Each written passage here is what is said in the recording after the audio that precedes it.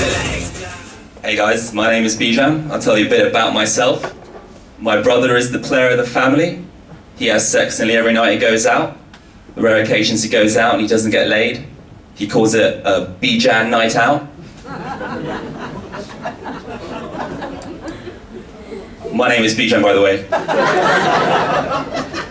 Pretty important part of the joke.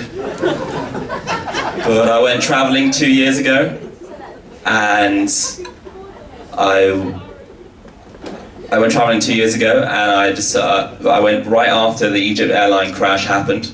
So I thought to myself, a bit nervously, what would I say if I was in a plane that was going down? So I wrote a list of my top 3 sayings, final words during a plane crash. In at number 3 was, "Fuck you, Skyscanner."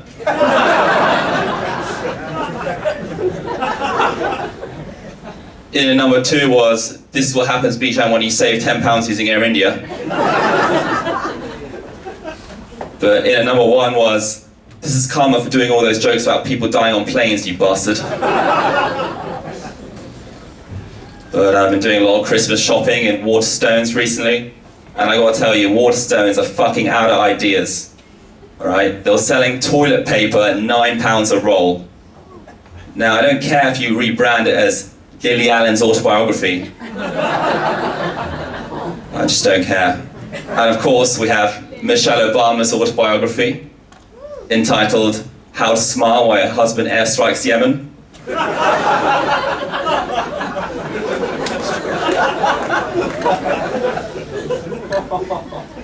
But I wasn't always this good at comedy. Thanks, man.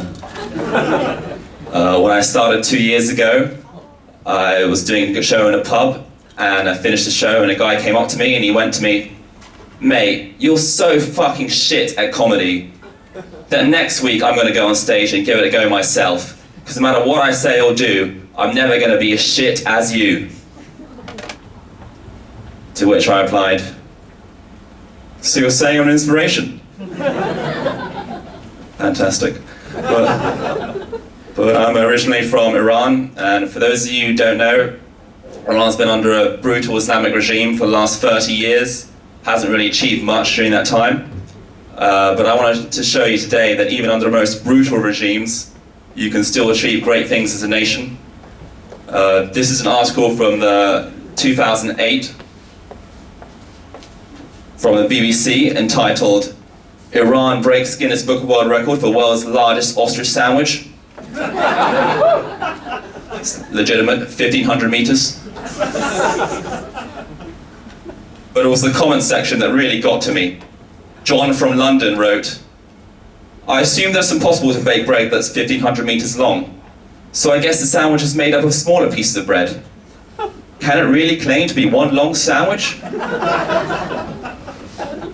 Fuck off, John.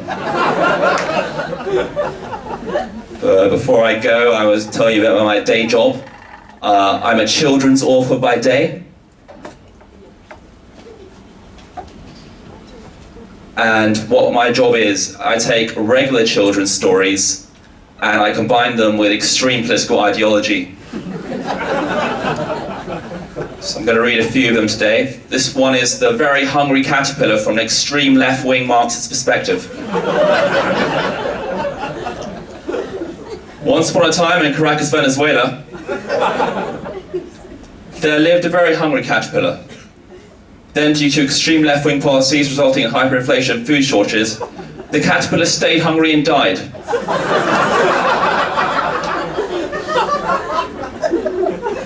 The end.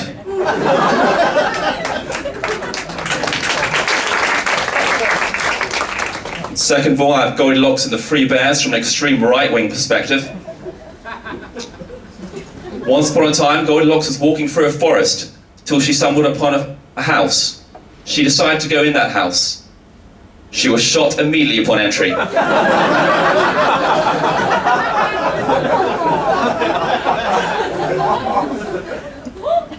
The end.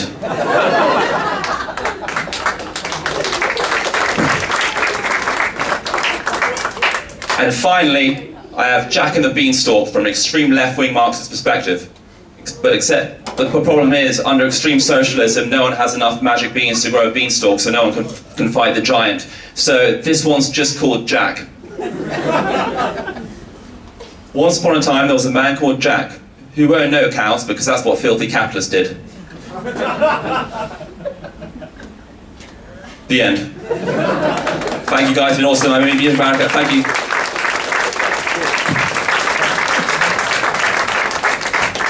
Ladies and gentlemen, what let's do now is have a break, but before we do that,